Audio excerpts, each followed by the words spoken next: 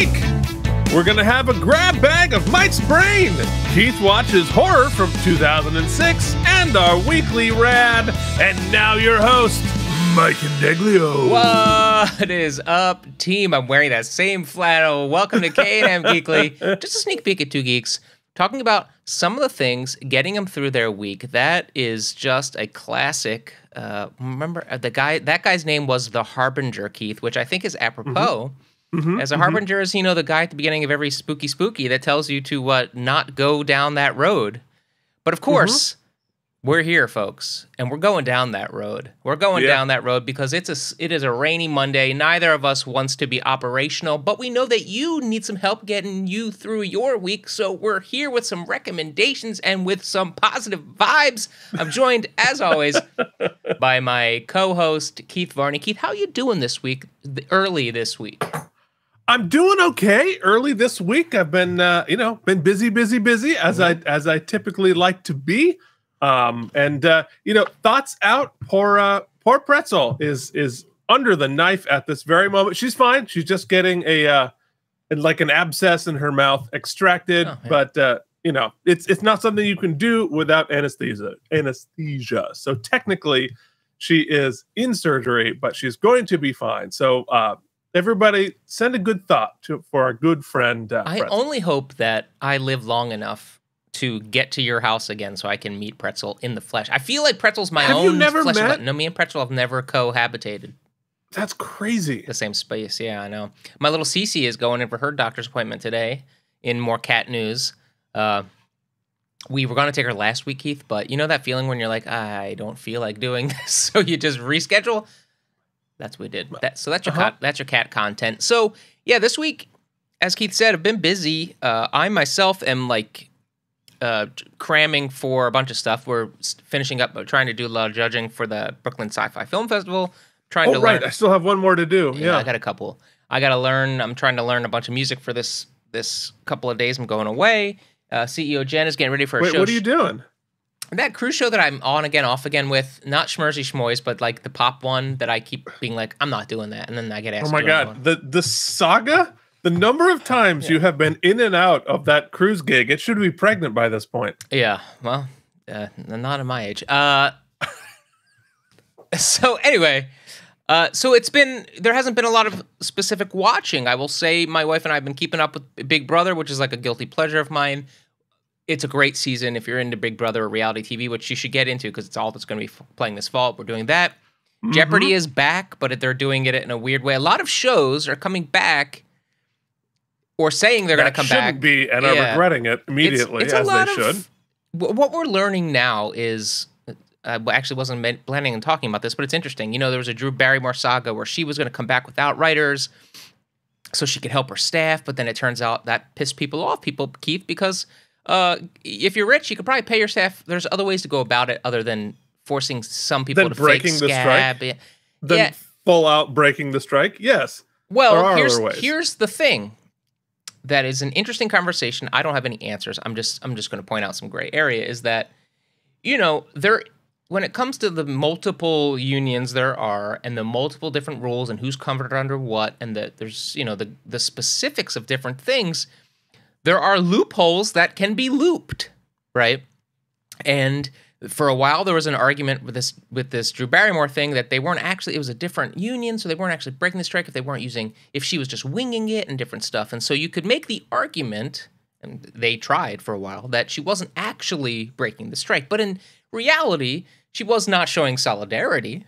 Well, I mean, it's can you or should you? And which are two different questions. I mean, technically, yes, but if you are actually in support of what is being struck for, you should not be doing that. Well, Keith, this brings up an interesting point that I was feeling at the time, and I chose not to kind of get into the weeds about it. But here's the thing. A lot of people in my circle, at least, I feel like are a little goose and gander about this, because you'll recall a few months ago when the Tonys it was a struck situation and should not have been employed. But if we just don't use the writers, we have to have the Tonys, because these people, the shows will close if we don't have the Tonys. It's a big, we need the Tonys. So it's okay if we do it and just wing it. But because we played the loophole, we played the gray area. We got their unions wrote us gave us a letter. They gave us a sick note, Keith. It's cool, but is it cool? So we're getting into the area now where the gray area and the loopholes. Is it cool? I think I think that's a very excellent point, and I think the arbiter of that needs to be the union. The union didn't say go ahead, Drew Barrymore, like they did with the Tonys, because Drew Barrymore was only benefiting CBS or whatever company owns her, who they're striking against. And so as opposed to with the Tonys, there was many more people affected by that. And the companies that they are striking against weren't making money off of the Tonys in the way that they are with the Drew Barrymore show. So I think you've made a very good point, but I do think there is a distinction and a difference in that situation. Yeah. I don't know that the union should be the arbiter, to be honest with you. I think and I'm actually much more in favor of a much more black and white kind of approach to this. If we start handing out waivers, if media basically shuts down, that's the only way to get. These are multi-billion-dollar companies who have shown a proclivity to be like, yo, we'll reality TV it. Josh Duhamel will come up with some different barn games, and we will have reality TV forever if we don't shut this down. So ladies and gentlemen, thank you so much. Kane and that's what I'm saying. Like, wait, can we be shut down? Can the union tell us to stop? The union is one of the 56 downloads. No, my point is only that you're going to start to see Drew Barrymore speaking of harbinger, is a harbinger of, because look, it's so weird, right? Like the late night hosts. So what they decided to do is they're going to do a podcast. A sausage party podcast where they are going to they're going to take the proceeds from that the downloads and pay their staffs and blah blah blah blah blah. Right. But there will be problems with that. There's going to be problems. We are entering the phase where it's the unknown, and I think I don't know. I mean I guess in terms of letting the union itself decide, I think that is the right way to go about it personally, because the people who are being wronged, the people who are being marginalized, the people who need our assistance, they get to determine how we assist them, right? I, as benevolent white dude, don't get to tell a marginalized society, oh, let me help you. I know what's best as a way to help you. I'm going to let them tell me how I can assist them. Yeah, and I think that is the right way to handle it. It's still nuanced, though, because you've got, what is not struck currently are these reality TV shows because they're under a different kind of situation, but they still employ writers, a ton of writers on these shows who are not scabbing, but they're, and God bless, you got to work, you got to feed your family. I don't know the answer, but it's still, it's a hair's line of. I agree with you, and I think the WGA and should probably say it should probably draw that line, because you're 100% right. Like, we are running out of the scripted stuff we had in the can. There are movie studios which have decided to just give the DGA or whatever it is exactly what they want, which I think is super positive. I get it. Like, there's some people pushing back on it, but I think it puts pressures like, hey, we can make a profit giving people exactly what they want. I think that pushes us in the right direction. But yeah, that, like, CBS is now just airing stuff that was on Paramount Plus exclusively now on CBS to fill hours. I think that's gonna happen. Jeopardy's back but Mayim's out, but Ken is hosting, but they're only doing tournaments and using questions that have been written prior to the strike, because they have thousands upon thousands of questions. Right, which I don't think they should be doing. I think that works against the concept of the strike for sure. And yeah, I mean, and I think one of the things that is going to make it difficult for our side in this is all of the streaming exclusive content that's out there. Like, Yellowstone is now airing, Strange New Worlds is now airing on CBS, that they have at least the broadcast networks who are big, it does not help the film studios, but they're going to start re-releasing stuff in theaters, and the broadcast networks are just airing stuff that they had exclusively streaming and hitting a much bigger audience. So because of the streaming world, where stuff is so splintered everywhere, they have a lot more of a library to pull from that is new to the vast majority of people out there. And so that is going to help them prolong strike, which is hard. To broad brush it, basically the tools at the disposal of the union, right? The counter offensive tools that the unions have are very much pre-new media landscape, right? Yeah. Like, as you said, there's so much content that can be repackaged and repaired. And what the general consumer has proven is they don't give a crap. Like, they just need content to feed their faces. I'd be interested to see the gajillions of dollars Google will make now too through YouTube and your Facebook. That's why you're seeing all this. The short form content is just anyway. That's that's part of what's been in my brain, Keith. Is just this is the fall. I generally love the fall because you get all the new shows, you get to see the pilots, you get to see stuff, and it's just different now. We watched Jeopardy last night, and Keith, they're doing. The tournament they're doing on Jeopardy is called like a second chance tournament. They're just taking people who lost. It's losers they're doing like a 30-week tournament of Jeopardy losers. It's just like, wow, where are we? Yeah, well, I mean, and they shouldn't be. Yeah, like I agree with you with all these reality shows. Like I agree that should be shut down too. Now it's hard to do because they're not under union jurisdiction either as writers or as performers, right? Because they are performers. No matter what you say, reality. But I think, like you mentioned, Josh Duhamel, like the people hosting it, there should be some pushback. I think these celebrity hosts. Yeah, I don't know if there shouldn't be a price to pay. Now, theatrically is a little different, but also the fact that actors and people that are participating in the strike are not doing press junkets and stuff. But like press junkets, I don't really see like Entertainment Tonight or those like entertainment magazines being a thing much anymore. Maybe it's just I don't consume that content, but I don't feel like that's really anybody's losing money because Harrison Ford didn't go out and do an indie junket. You know what I mean? Right. It's not that, like those things are cut up and put into 30-second TikTok clips. Like that probably is beneficial. But yeah, like all of these things that are benefiting these large companies, all at this point with the sort of existential threat to this entire business, all points of leverage need to be leveraged. Because you're right, these are billion-dollar companies. They can hold out. They don't care. And they have the financial means to hold out much longer than the writers and actors do. So this is sort of the last stand. So it's time to circle your horses. All right. So amongst all of that, we have been consuming a little bit of content, and I had a couple of experiences I want to talk about in Weekly Geekly or Weekly Rad. I don't know why I called it that, but so let's just jump right in, Keith. First thing I want to talk about, two things I checked out. What never goes away is I don't know why we disappeared. Let's try again. Oh, Netflix is always there for us.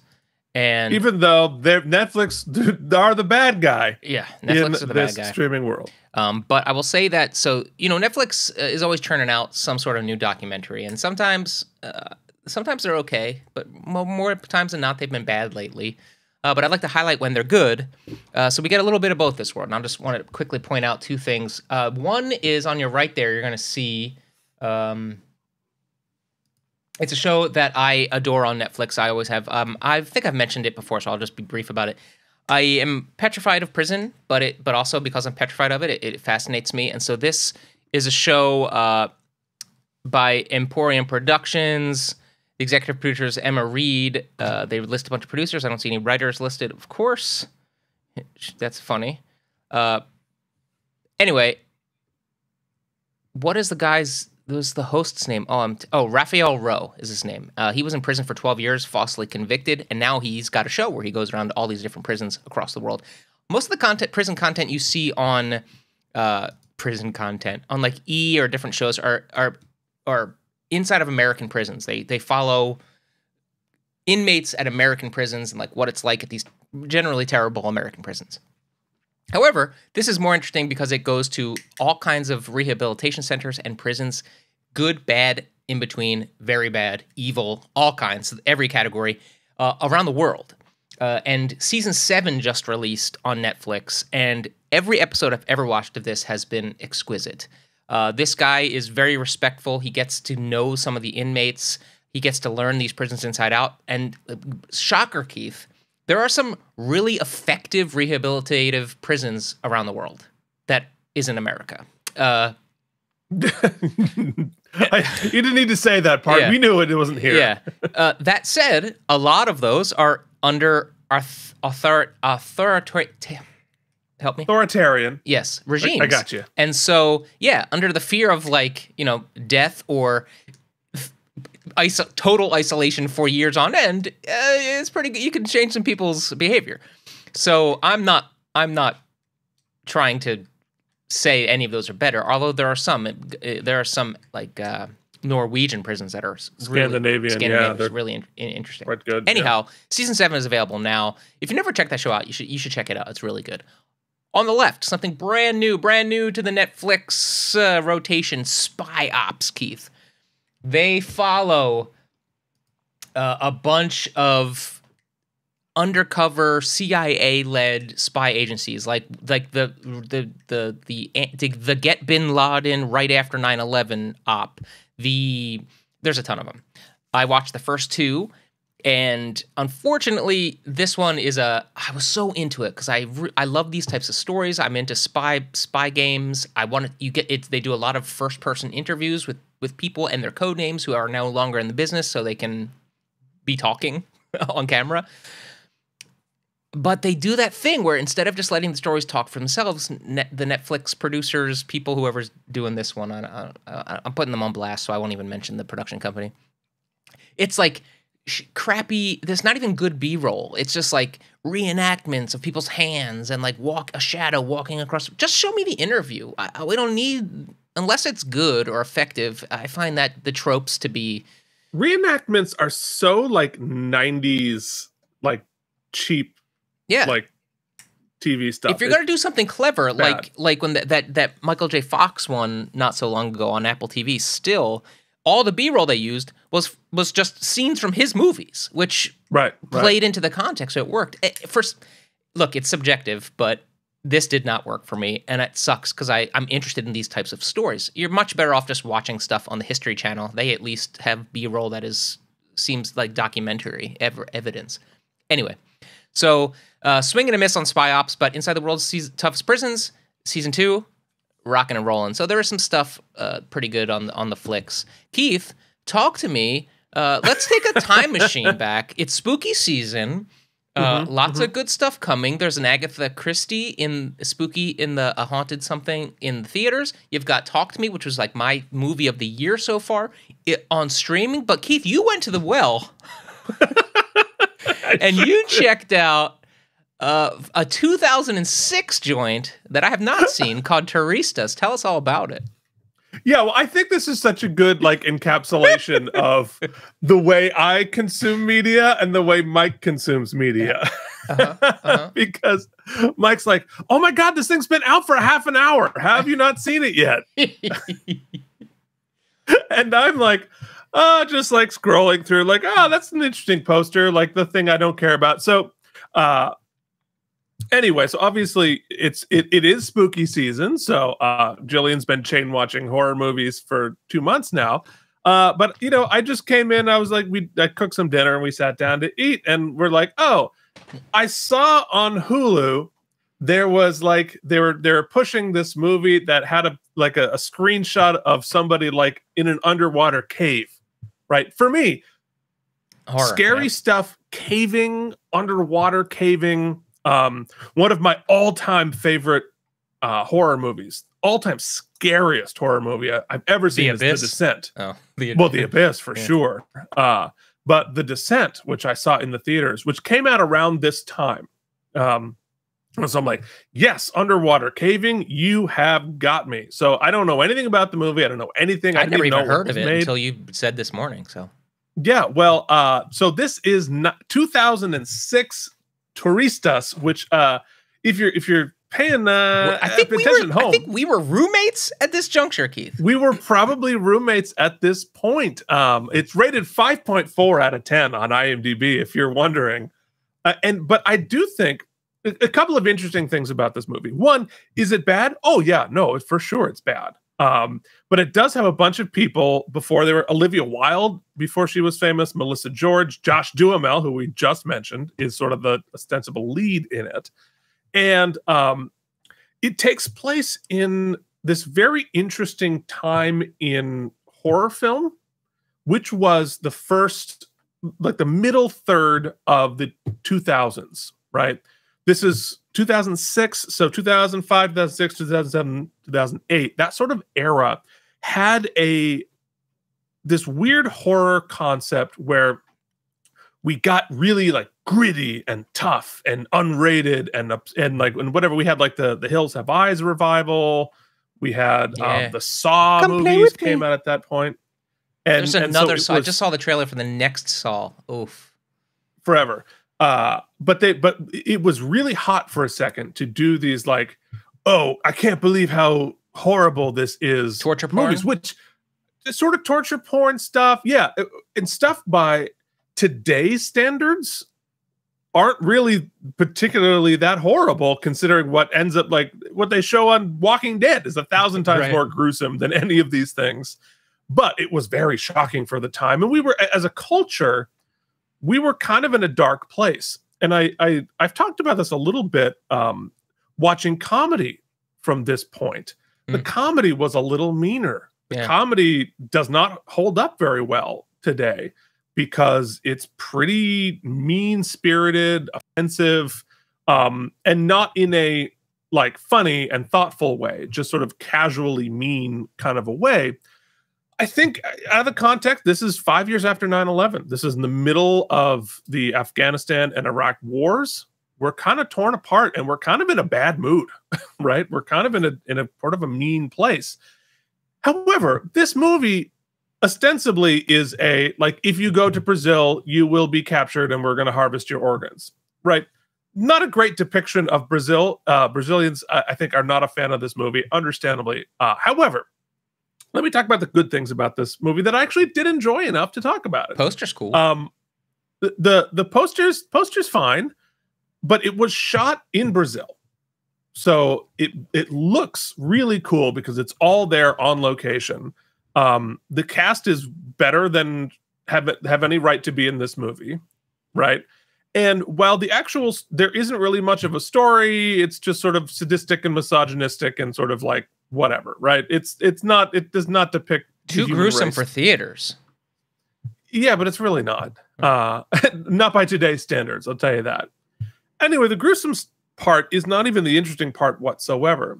The redeeming feature of this film is the finale, which takes place in an underwater cave system. Josh Duhamel. Keith. Yes, I said that. He's a geekly feature this week. Yeah, I know. We're gonna take him down on two different of his different projects. Yeah. So, but the finale of this takes place in an underwater cave system where they're being chased by the bad guy, and they're having to like pop up in little air pockets through these underwater caves, which was terrifying and apparently just brutal to film. Like Olivia Wilde like almost died. But as a finale of having to like go in and like suck little bits of air out of the bottom of the cave pockets, such a great finale for such a terrible movie. So anyway, it's there on Hulu. Yeah, well, we should shout out and credit director John Stockwell and writer Michael Arlen Ross, yes. And John Stockwell, the actor who has he was in Top Gun and has done very many terrible movies. But I gotta say, the last 20 minutes of this movie actually pretty fun. So usually, if you can stick the landing in a horror film, it's worth a watch. Maybe. I mean, if you like that sort of a thing. I mean, like we began with like just like hot white people on the beach. You know, there's a lot more promise. There's going to be more toplessness than there is. There is some, but not anywhere near as much as one of the posters would lead you to believe. And then some just like sort of boring horror in the middle of it. But the ending was really fun. So Look, am I recommending it? No, it's a 5.4 out of 10 on IMDb, and it deserves it. But if you really like that spelunking horror, check out the end. Okay, there you go. A thumbs chopped off. 2 thumbs chopped off from Keith for Turistas. A thumb slowly drowning in an underwater cave. Cool. So, interestingly, I watched a show. My favorite thing I consumed this week that I couldn't wait to highlight was a mindless YouTube scrub. I was just like scrubbing through YouTube videos before bed and came across this documentary which found its way onto YouTube. To be honest with you, I'm not sure if this is. It looked high def, so I think they just released it on YouTube for free at this point. It is. Let me pull it up here. Called Happy Happy Joy Joy: The Ren and Stimpy Story. It is a 2020 documentary, which was a festival darling. I had not heard of it up to this point. It is directed by Ron Chicaro and Kimo Easterwood, written by Ron Chicaro, produced by Ron Chicaro, and it follows the rise and fall of the surprisingly short-lived but felt like much longer because of its cultural impact. The Ren and Stimpy show, which was originally conceived and drawn by John Crickfalusi, John K. I only knew because I loved the show. I should mention it was a 90s Nickelodeon joint, and I also collected the comics back in the day.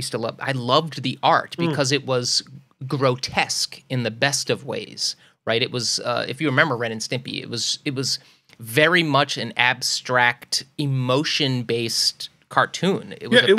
I never saw it because, re never having cable, but it was culturally very impactful. Like, I was very much aware of Ren and Stimpy at that time. Well, what I didn't know, and this documentary really informed me, because I was like 12 years old when this came up, so you don't really look into the making of and the artists and what's happening. You just know that this is something different. This is not like the other cartoons I was watching. And it was during like a very much, I forget her name, and I feel crappy for not having her written down, but there were the executive in charge of Nickelodeon Animation at the time was this woman, and she didn't pay any mind to market research, to testing, to demo. She was going on pure gut. And her gut brought us Ren and Stimpy, Doug, Rugrats. I mean, the peak of Nickelodeon. And it spoke to kids, or kids our age or younger kids at that time, before Nick Jr., like your 6 to 12 to 13-year-old kids, like we were kids. And what Ren and Stimpy did, which I couldn't articulate at the time, but this documentary goes into and is very right. It talked about rage. It talked about emotions that were so strong that they needed to be articulated, and these characters were aggressive towards one another. You had Stimpy, who just took this abuse, verbal abuse, physical abuse, which is, maybe not something we want to show our kids, but at the same time, that was something a lot of kids were watching with their parents or dealing with themselves about. And Ren had just had this unbridled rage that he couldn't deal with, which came out in crazy different ways, but they also had this friendship and this love. It's bizarre, but you come to learn this John Crickfalusi guy is kind of a bizarre dude, and people fell in love with his work and with his art style, and so they flocked to work for him, because all of a sudden they had to put this show together and they had to release it, and it takes forever to release animation. And so they were like sort of like the bad boys of cartoon, much like that first season of Saturday Night Live is heralded for being these just like the cream of the crop of their time, all thrown into a room together, make a thing. That's what was here. It was like the rock stars of new young animators all of a sudden all working together in a room, behaving badly, doing crazy crap, releasing this show. Who knew it could be a bit toxic and implode on itself? What? Yeah. So that's what that sounds like such a healthy room to be in. But this documentary talks to all of them. everybody gets a say. Everybody gets to talk about it. The guy, John Kay, he is not uneducated on his faults and how he was just like, look, it is what I am. What I am, it is what it is. It's fascinating. It's really well done. It's has reverence for the show, but it doesn't pull any punches. It's really great. If you loved Ren and Stimpy, if you even have a tangential passing interest in it, if you were just a kid of that age, check this out. It's on YouTube for free. So you can check out Happy Happy Joy Joy, the Ren and Stimpy story. Hot double thumbs up from Mike, both reattached after they were severed in Keith's review. This was like just a hidden gem of the week, and the other hidden gem I'm going to talk about in Weekly Rad. So let's go ahead and jump to that, Keith. What is your Weekly Rad? Well, my Weekly Rad is I as I mentioned, I think last week, I went to Six Flags for the first time. I'm so jealous. Here in New Jersey. Well, you got to come sometime and go together. Yeah. Okay, so a couple of things I learned about. I've never been to Six Flags in New Jersey. My ex-wife got me a season pass to go, and so we went on Monday and Friday. Monday? No, it was Monday. I forgot what day I went. Was it Monday? Whatever. Doesn't matter. Monday. The point is, it's Monday. Friday. The point is, I was worried that it was going to be mobbed no matter what, because it's like the big one in New Jersey. The kids are back in school, buddy. Going on a Monday in September, it is a ghost town. That's great. Which was fabulous, because like that's exactly what I want. It does mean that like only about 60% of the rides and coasters are actually running. Oh, really? Maintenance? Yeah. Maintenance, whatever. There's not. They're definitely losing money that day. But yeah. So it was super fun to go. I haven't been to an amusement park in a long time. I really enjoy them. I had to basically have to go there when you're over 40. When you go to an amusement park, it's best to get the season pass, because at least for me, my stamina for roller coasters is very small these days. I love them so much, but my goodness, like I'm like, oh God, after like 4 or 5 of them, like I think I'm done for the day. Maybe we're just here for like an hour and a half, 2 hours, and then we'll come back later and refill my coaster stamina. But we had a really good time. Went on some crazy stuff. What was the highlight? What was your biggest, your most fun thing? Well, I think like the biggest coaster we went on the Medusa, which was really fun. It's do you like coasters? Oh, I'm a huge fan. I am blessed. The one thing my old age has blessed me with is that I can't stand up too fast. I can't sit down too fast. I can't spin around in this chair without vomiting, but for some reason, roller coasters, no matter how violent or jostling, do not trigger any of my motion sickness. Somehow, really? It's a magical little air bubble, Keith, like in your end of your scary movie, that I'm sitting in. I don't know when that shoe is going to drop, but I can go on roller coasters back to back all day long, and it does not bother me. Oh. So, yes, the short answer is yes. I've always wanted I remember that from my 20s, but yeah. I mean, the big one was not running. Steel the one Force? I forget what it was called, but it's like the straight up and down one. Straight up and down Steel one. Force, Yeah. Have you done that one? Yeah. Yeah. Definitely that one's going to be fun. I think that I can't. I don't mind speed. I don't mind drops. It's being jostled. So wooden roller coasters are not so much for you. Wooden roller coasters, yeah. I'm not a huge fan of the wooden coasters. The worst coaster I've ever been on is the one in Coney Island. Oh, the Cyclone. The Cyclone. Coney Island, folks, is a hell pit. I mean, it's not. Well, look, it's a beach thing. Like they're always bad there. But the Cyclone is so old. Yeah. Like it was just manufactured. Like physics. What are physics? And so it's not even that big of a coaster, but that'll kick your butt. That's so I enjoyed that. It's great. It's less than an hour away. I can just hop in and off whenever I want. So Six Flags is cool. we'll have to. I mean, it's a little run down.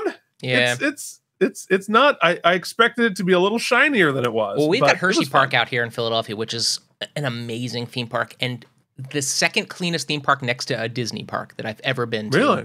We also have Knobel's Grove, which is like a hidden gem theme park, which has one of the oldest roller coasters. It's a free skate roller coaster, so it's one of the original designs that is like not conjoined. It's like like the toboggan-y kind of one. Oh, I'd love to go. On really cool stuff over here. So we should absolutely plan something like that. We should definitely go.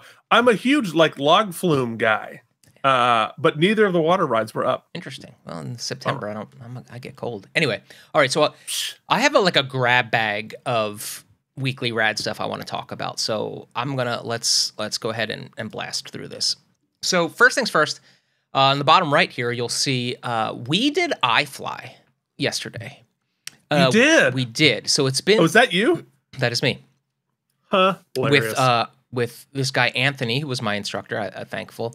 So we were going to do this a year and a half ago with my buddy for his birthday, but the complications, we couldn't do it. And then we were going to do it this last February with my niece, and she chickened out, which was great for me because at the time I was dealing with some bad shoulder stuff. And like the one thing they say is if your shoulders are effed up, don't do this. And so we was like, ugh. Oh, interesting. So, but I've been feeling better, so we went and we finally did it. I gotta say, it was awesome. Your body kind of the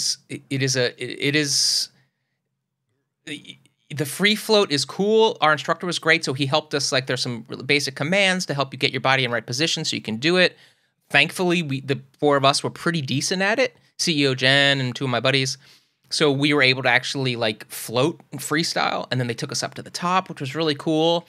I'll say this, it's a little expensive for the length of experience you get. But what it cost? Oh, geez. It's like, it breaks down to like $30 a minute. It's like expensive. Oh, good Lord. But, with like the insurance, and they got this big wind tunnel, it's a professional jam, right? Yeah. So like if you've ever like wanted to skydive, but just can't get over the, imminent death thing, this is a pretty decent, I think, approximation of that experience for the most part. As far as like, do I feel like I was flying? No, I really did feel more like just like a lot of wind blowing at me. I get more of a flying sensation on like a wooden roller coaster when you jump off your seat and stuff. But that said, it was something really unique. If you're looking for something like a unique experience with your friends and you don't want to just go to Top Golf or go get a drink at the bar, something different, or like you're on a date or something, this is a pretty cool experience. All told, it was like an hour and a half in and out. You get a little class, you wear a cool suit and stuff. So it was a cool experience. Thumbs up. I had fun.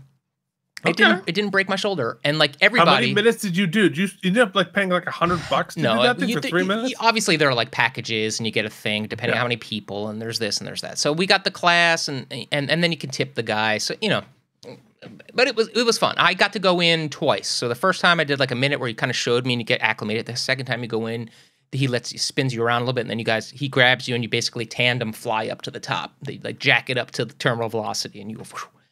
It's cool.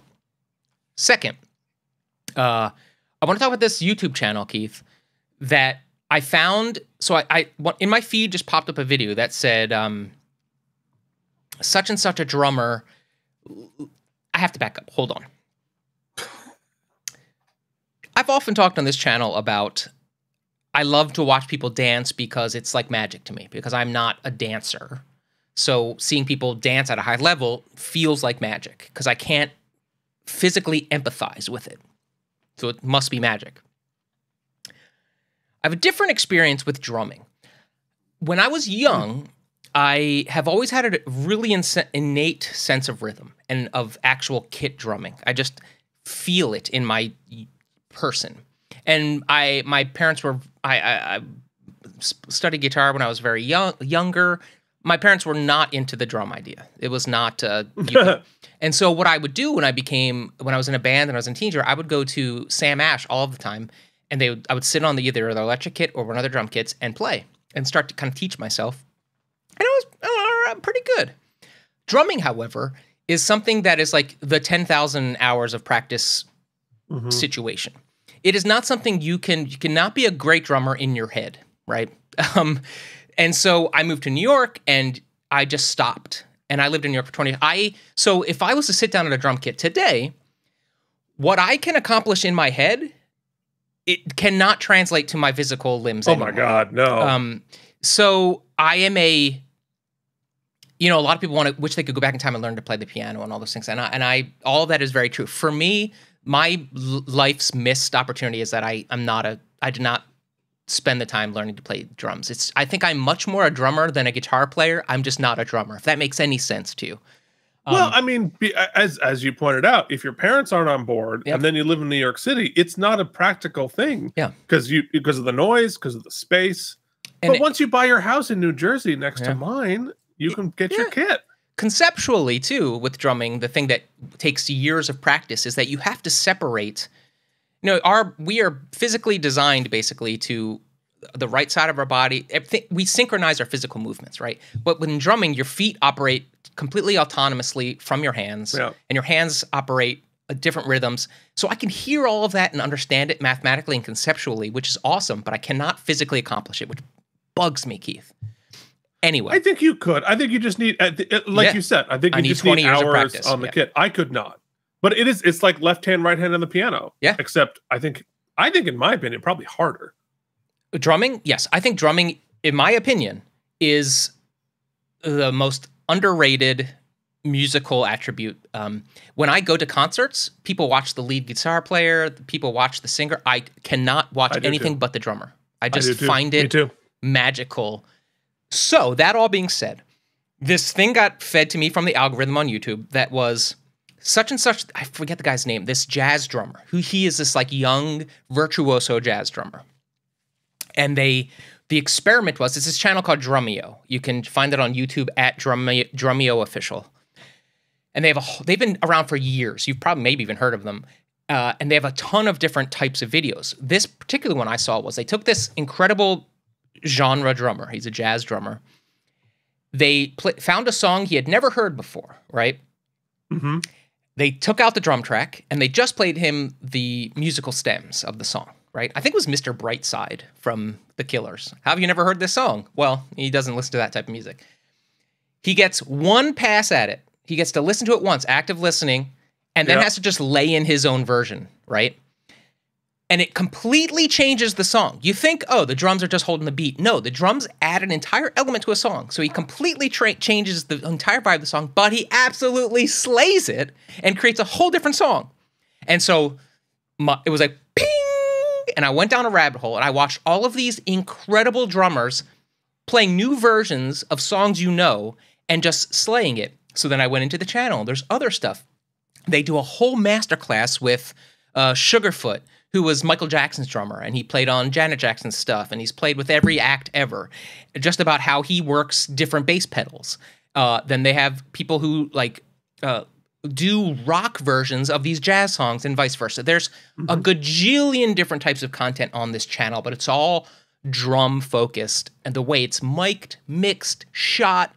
You don't have to be a drummer to appreciate it. If you love music, if you want to learn something, it just completely go outside your wheelhouse. This channel absolutely blew my mind. Now, they have 3 million subscribers, so they don't need the K&M bump. The bump. But, damn, if you dig drumming or just like have any remote interest, spend a half an hour with this channel.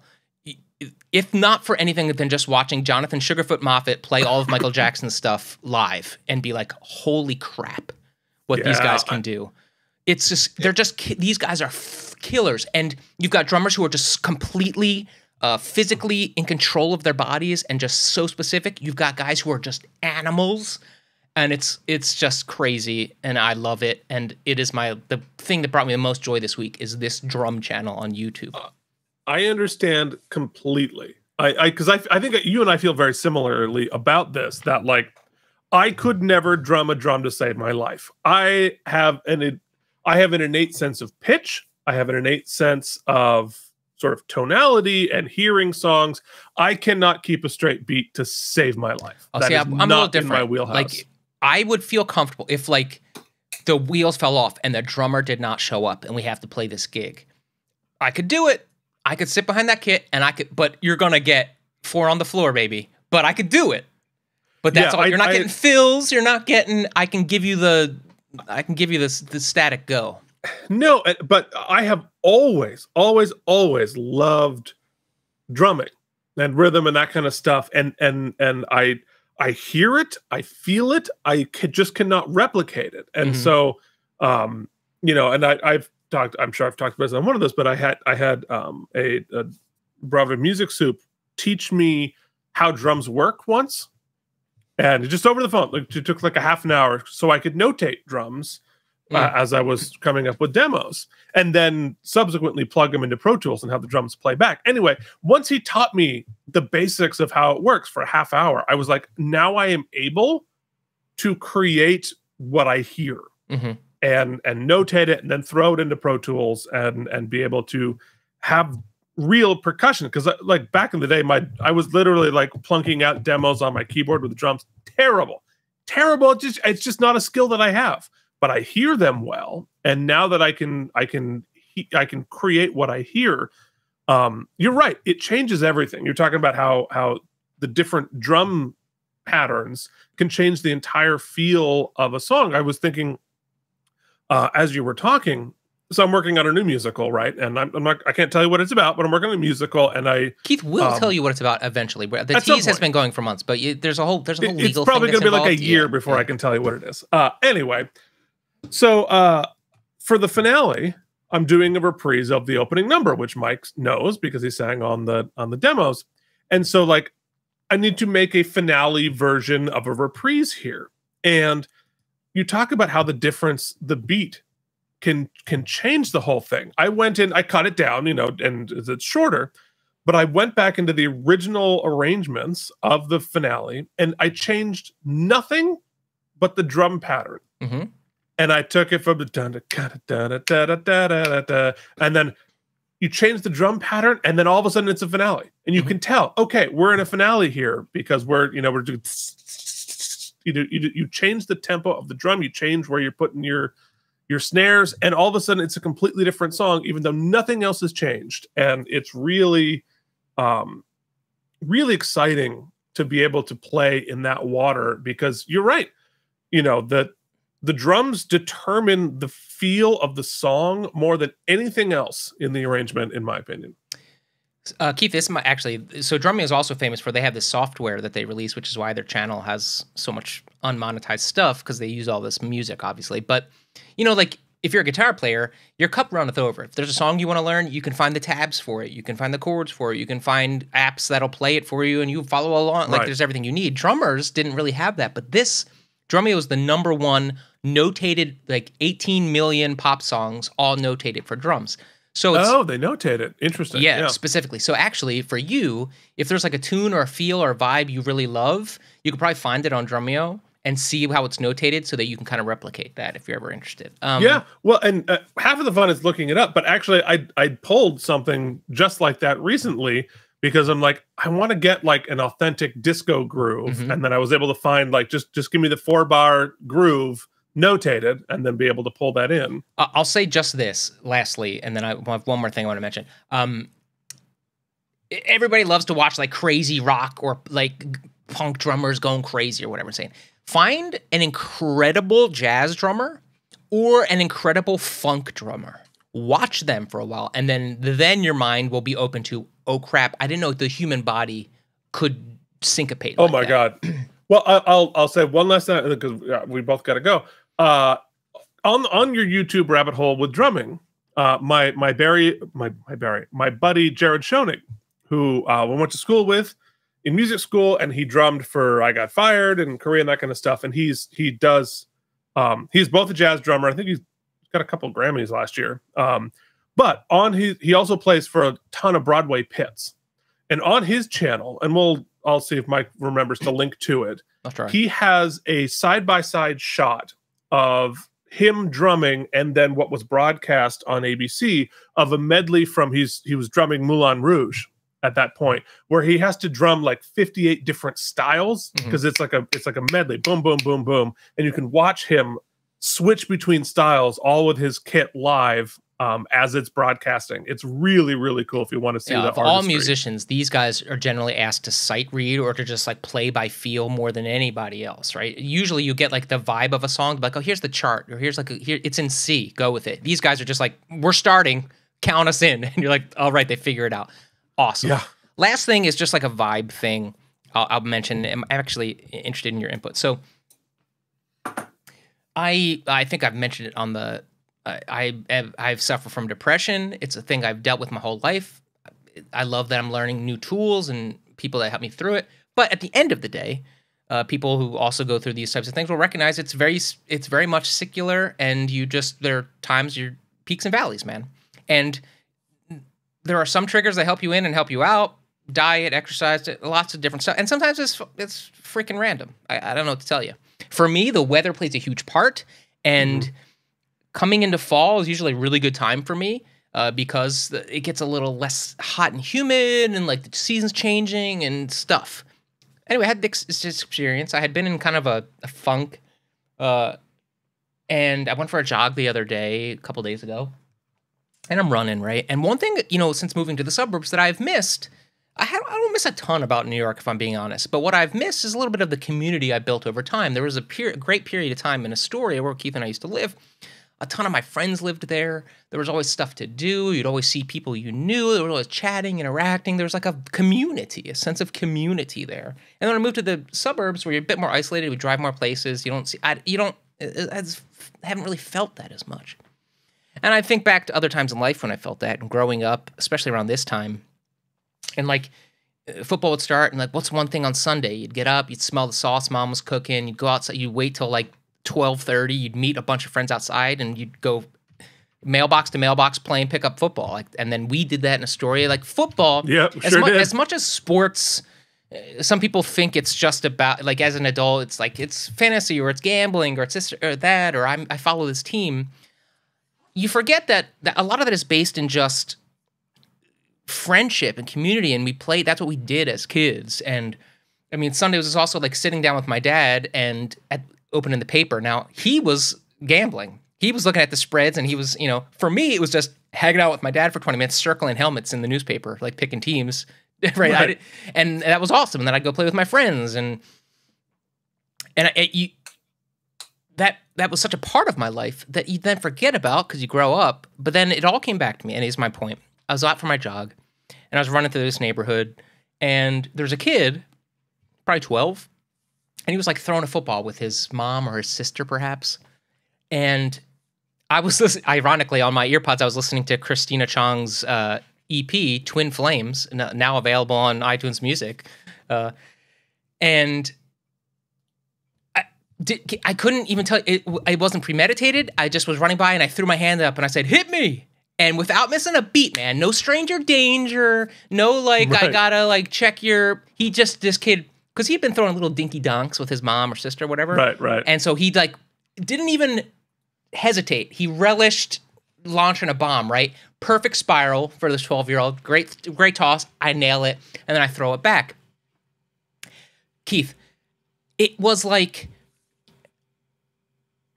so fast. The second, like his dad or his brother, I'm pretty sure they were mom and dad. I don't want to, but I think it was his dad, must have seen him throw a toss, looks out the window, saw there was like another male human being, ran out of the back patio door. He's like, "Let's play it down." Swear to God. So the girl came out, so it was like mom, daughter, son, dad, and me. I played steady QB for them. We did a down on each side. Didn't even get these guys' names, right? We just had like a little pickup game for 5 minutes, and then I went back on my jog. I didn't let them see it, but as I finished my jog home, I just welled up and just felt it captured feelings of like growing up with my pals playing football, hanging out with dad, playing football in Astoria Park, just like it was a Sunday. Everybody had their Eagles gear on. We didn't even have a game. We played on Thursday. It didn't matter, right? There's something about community and sports in Philly, in places. I know you have a very similar kind of relationship, I'm sure. And so anyway, it just was like, it was just a beautiful moment, and I wanted to share it. So that's that. Yeah. The shared language of whatever sport your community is into. Yeah. No, I totally get that. And I probably would have done the same thing. Yeah. You're just like, yo, hit me. Because it's, it was awesome. Because you know that kid wants to air one out. Yeah. And I had to give him that opportunity. And, obviously. I know that times have changed and you got to be careful. And it's not the same where kids can just ride their bikes anywhere and do it. If they don't have the freedom we had, the carefreeness, I know. But get murdered like we did. Yeah. But anyway, it was a cool experience. Okay, folks. Anyway, that was an hour podcast when I didn't expect it. But you know what? Sometimes those are my favorites. Anyway, whatever. Buttons. We got a whole bunch of K&M content this week. So until next week when we do Geekly again, don't let anybody yuck your yum. Keep on doing the things you find fun and keep on geeking on.